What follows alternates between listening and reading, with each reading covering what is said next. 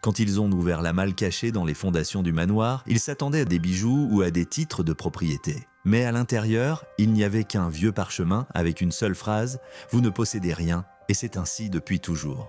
Personne ne savait d'où venait ce document, ni pourquoi il avait été précieusement enfermé là, sous une maison ayant appartenu à l'une des familles les plus riches d'Europe pendant des générations. Aucune trace dans les registres, aucun nom lisible sur les actes, seulement une date manuscrite dans un coin, 1773. Aujourd'hui encore, ce mystère reste entier, mais il semble pointer vers une réalité plus vaste que cette simple pièce oubliée. Une réalité que peu osent évoquer, une vérité ancienne, discrète, structurée, et pourtant omniprésente. Ce que vous allez découvrir jusqu'à la fin de cette vidéo pourrait bien remettre en question tout ce que vous pensiez savoir sur la richesse, l'histoire et le pouvoir. Car derrière les apparences, une minorité silencieuse a construit des mécanismes d'influence si puissants qu'ils touchent nos vies chaque jour, sans même que nous nous en rendions compte.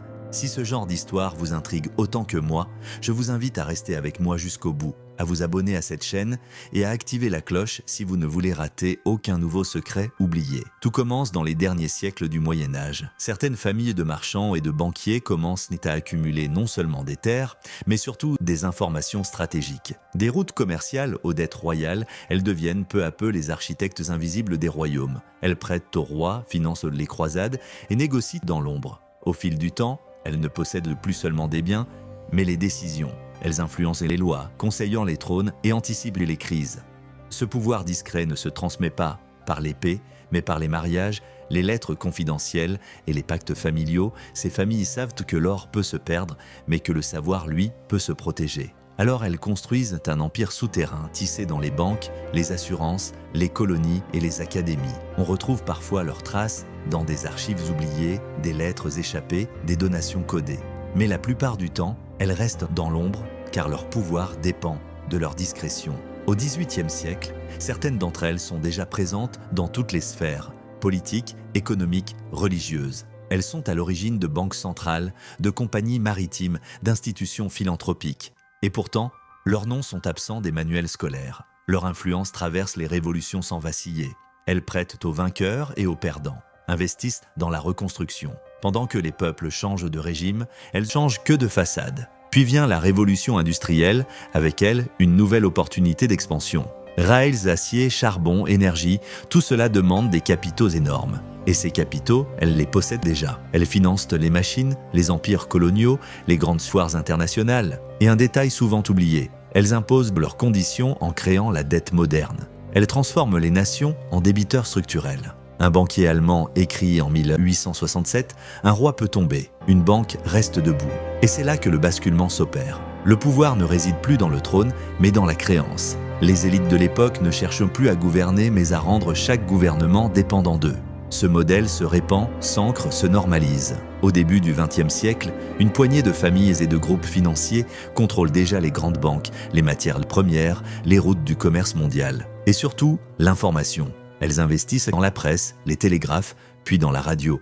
Elles façonnent non seulement l'économie, mais aussi la manière dont on la raconte. Et au lendemain des grandes guerres, elles sont encore là, discrètes, intactes, plus puissantes que jamais. Certaines participent à la création d'institutions internationales non élues mais influentes. Elles rédigent les règles du commerce mondial, participent aux conférences, s'installent dans les comités. Mais personne ne les a jamais élues, elles ne font pas campagne, ne prennent pas la parole publiquement. Elles existent en marge, au-dessus ou en dessous, selon comment on regarde. Au début des années 2000, une étude de l'Institut ETH Zurich identifie un réseau de 147 sociétés interconnectées, qui contrôlent à elles seules plus de 40% de la valeur économique mondiale. Une concentration extrême qui ne fait jamais la une des journaux. Ces sociétés détiennent des parts les unes dans les autres, contrôlent les chaînes d'approvisionnement, les systèmes logistiques, les plateformes de données. Mais surtout, elles sont possédées par les mêmes groupes de capitaux.